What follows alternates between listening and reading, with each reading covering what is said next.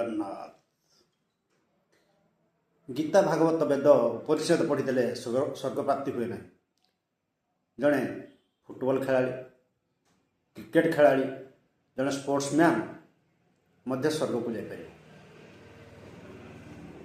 आम घंटा बजाई रीतिमत चित्कार करे भजन कीर्तन करी ठाकुर पूजा कले किसी फल मिले ना।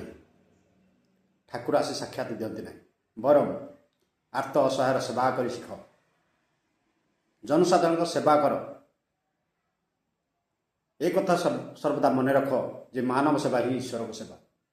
जदि आम लोकंकर सेवा करवा ताल सेटा ही हम ईश्वर को सेवा। माछ मांस आमिष न खाई जड़े धार्मिक हो जाए।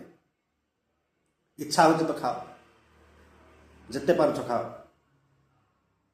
मु मना करना। जिते इच्छा न हो खाइब ना, किंतु जगतर कल्याण पाई साधना कर, सेवा कर, तुम्हें धार्मिक हो पार।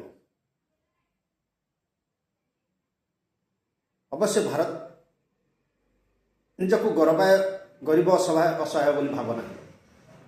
तुमर भितर प्रतिष्ठा शक्ति लुचि रही, तार उपयोग कर, आत्मविश्वास दृढ़ कर। यह ही मोर कामना।